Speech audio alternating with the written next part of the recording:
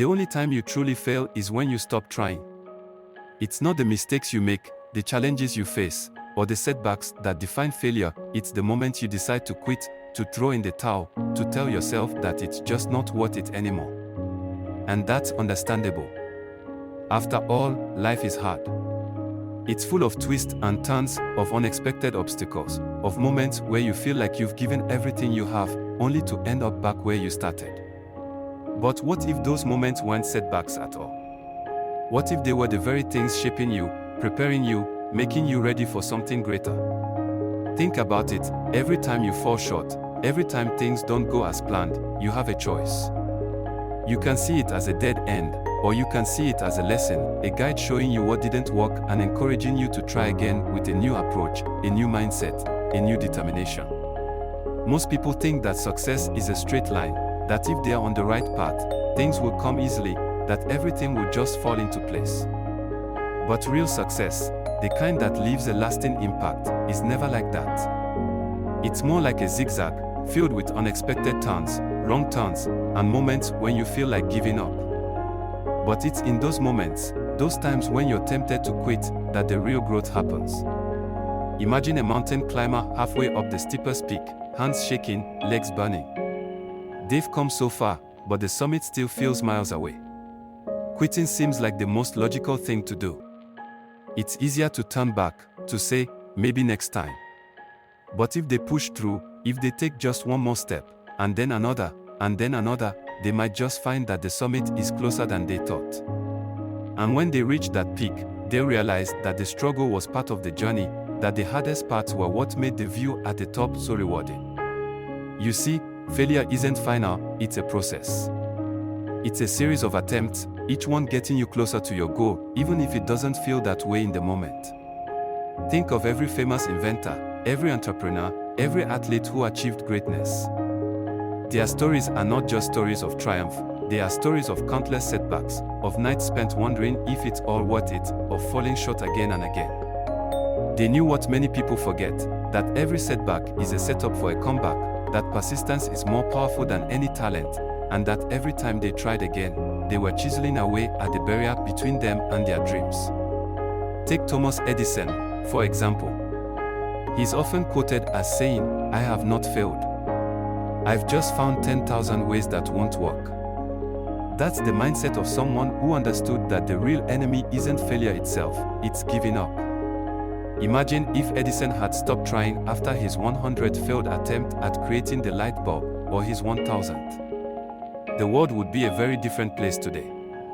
But he kept going because he believed in the possibility of success, even when it was buried beneath a mountain of setbacks. Or think of Michael Jordan, who famously said, "I've missed more than 9,000 shots in my career. I've lost almost 300 games. 26 times, I've been trusted to take the game-winning shot and missed. I failed over and over again in my life. And that is why I succeed." He didn't let the missed shots define him, he let them teach him, push him, motivate him to keep trying. Because as long as you're trying, you're still in the game. As long as you're pushing forward, even if it's by inches, you're making progress. But it's not just about the famous stories, it's about everyday people like you and me. It's about the person who starts a new career at 40, the student who keeps studying after failing their exams, the entrepreneur who launches their third, fourth, fifth business after their first ones didn't take off. It's about the parent who keeps working to give their kids a better life, even when they're exhausted, or the artist who keeps creating, even when no one's paying attention yet. What separates those who succeed from those who don't isn't the number of times they fall, but their willingness to get back up. Let's be real, there will be moments when you want to give up, when the voice in your head says, maybe it's just not meant to be. That voice will tell you that it's easier to stop trying, to settle for what you have, to stay comfortable. But here's the thing, growth never happens in the comfort zone. It happens when you push yourself beyond what you thought you could endure, when you keep going even when it feels like you're walking through quicksand. And think about what you're risking if you give up now.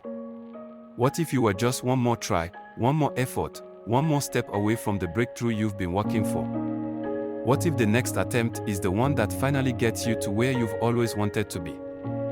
Giving up means you never know how close you were to achieving your dreams. But if you keep going, if you keep trying, then you always have a chance. You keep the door open to possibility. Now, I'm not saying the road will be easy. There will be days when you give your all, and it still doesn't feel like enough.